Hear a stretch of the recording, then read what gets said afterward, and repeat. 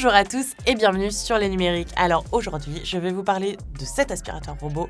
C'est le premier aspirateur robot de Xiaomi à faire son entrée en France. Il s'agit du Mop 2 Pro. Il est accompagné de deux autres modèles de la marque, le 2S et le 2 Ultra. Alors celui-ci est le milieu de gamme de cette nouvelle série qui sort donc le 17 mars. Mais les aspirateurs robots Xiaomi, vous allez me dire, on en a déjà vu parfois sur le site du constructeur, parfois chez les marchands, mais le fabricant nous a expliqué qu'en fait, il s'agissait du premier robot, en tout cas d'une première série de robots Xiaomi à vraiment faire son arrivée en France, donc très bien vendu chez les marchands, vendu sur le site également. Donc voilà, en tout cas, c'est la première série qui est communiquée pour une commercialisation française.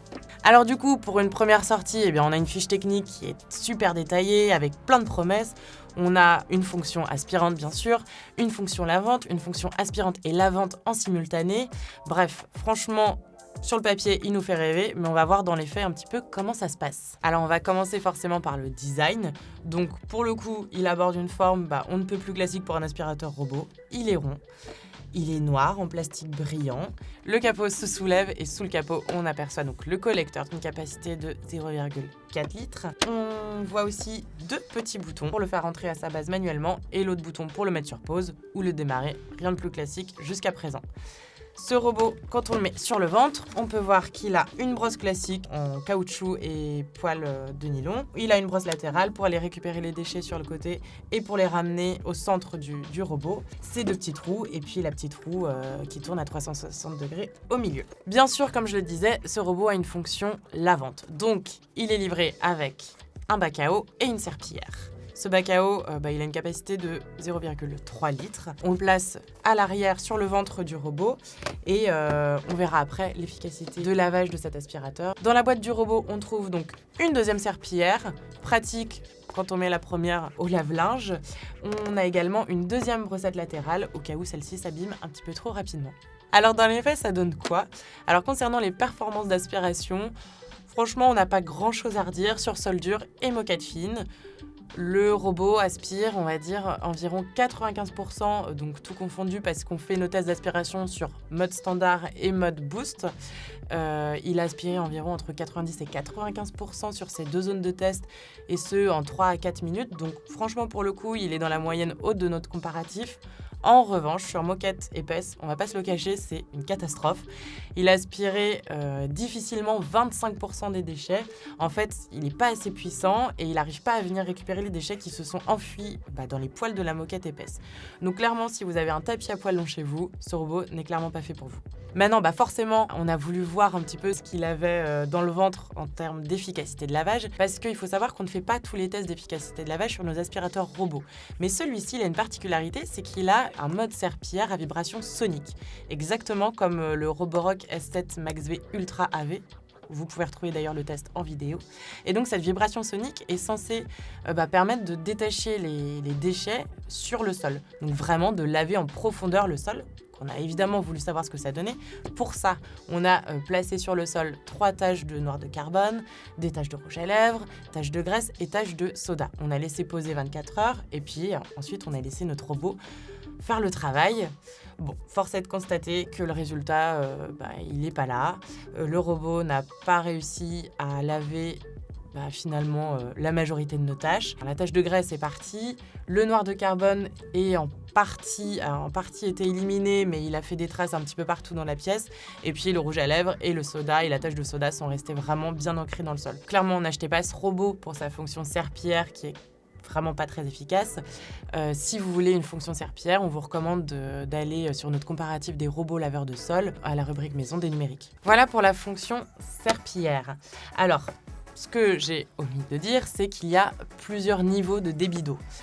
Donc on peut choisir parmi un débit d'eau faible, médium ou max, en fait, qui va permettre, en fonction des tâches sur le sol, l'utilisateur va choisir le débit d'eau qu'il va injecter sur sa serpillière.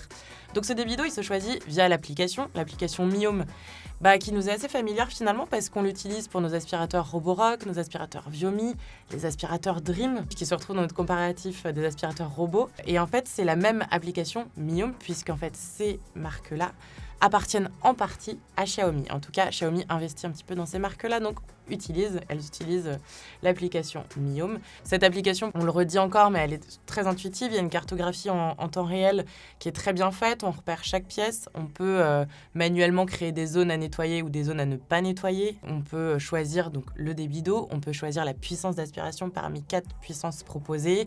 On peut accéder à l'historique des nettoyages, programmer ces nettoyages. Bref, franchement, les fonctionnalités ne manquent pas sur l'application. Et elle est de surcroît très intuitive. Et l'appairage aussi se fait très rapidement. Donc voilà pour l'application. On fait un petit mot forcément sur l'autonomie, parce que l'autonomie d'un robot, c'est ce qui est le plus important. C'est ce qui va lui permettre d'aspirer une grande pièce ou une maison entière, un appartement entier, quand on n'est pas chez nous finalement. Il a aspiré 3h20 avant de devoir retourner à sa base. Donc clairement, c'est l'un des plus endurants de notre comparatif, il n'y a pas trop de doute là-dessus.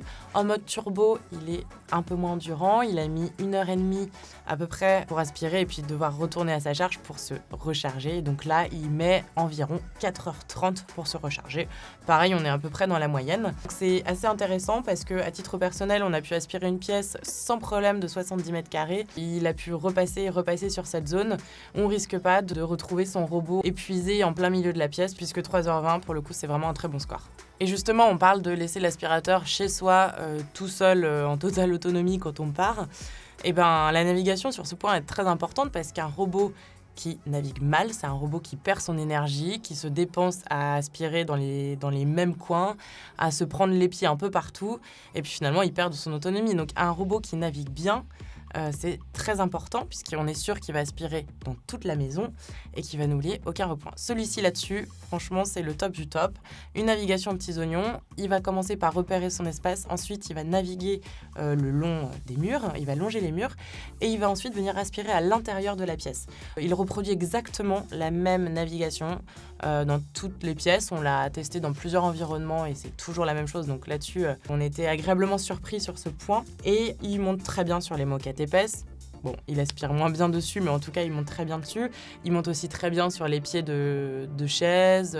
Voilà, il n'a aucun problème là-dessus. Forcément, comme tous les aspirateurs robots, il a un peu de mal quand on lui place un petit objet devant lui. Il a un petit peu de mal à l'éviter. Donc, chaussettes, câbles jonchés sur le sol à éviter, parce qu'il a tendance à les repousser. Mais encore sur ce point, on a été agréablement surpris, en tout cas de ses performances. Enfin, un petit mot quand même sur le niveau sonore du robot. Là aussi, il est assez silencieux. En fait, il fait 54 décibels placé sur le mode standard et 58 placés sur le mode turbo. Donc c'est pas le plus bruyant de notre comparatif. On va quand même rappeler que c'est pas le point le plus important non plus, parce que le robot, on est censé le faire tourner quand on est à l'extérieur de la maison. Bon, je vous ai détaillé en quelques mots notre test du Xiaomi Mob 2 Pro. Alors c'est un bon robot, il a eu 4 étoiles à l'issue de ce test, mais on va pas vous le cacher, il fait du bon travail, mais on espérait un petit peu mieux, on espérait un peu plus de fonctions, on espérait qu'il soit un petit peu meilleur en aspiration.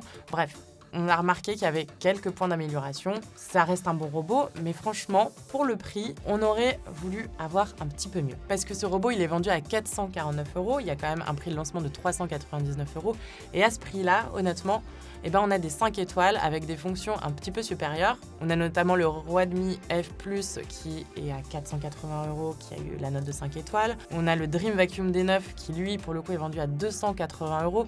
Donc on a des fourchettes de prix à peu près similaires, mais avec des robots qui sont vraiment quand même bien meilleurs. En plus, ce qui est assez rigolo, c'est que les deux robots que je viens de vous citer, c'est des marques, que ce soit Redmi ou que ce soit Dream, ce sont des marques pour lesquelles Xiaomi investit. Donc on se pose un petit peu la question, pourquoi Xiaomi a voulu finalement commercialiser à ce moment-là un aspirateur robot, alors que d'autres marques qui finalement dans lesquelles il investit sont en concurrence avec ce robot. C'est assez particulier et on se demande finalement si Xiaomi voudrait peut-être pas récupérer tout l'écosystème. On pourrait peut-être imaginer que le constructeur veut absorber les constructeurs pour lesquels il investit, et pourquoi pas finalement finir seul sur ce marché de constructeurs chinois. Alors du coup, avec ce robot, on ne sait pas trop où veut se positionner Xiaomi. Est-ce que c'est un coup d'essai, ou alors est-ce qu'il a vocation à vraiment lancer toute une série et peut-être du coup à évincer tous ces concurrents qui sont des marques pour lesquelles il investit? Ça, pour le coup, seul l'avenir nous le dira. Merci en tout cas de m'avoir écouté, et puis moi je vous dis à bientôt pour une prochaine vidéo sur le numérique.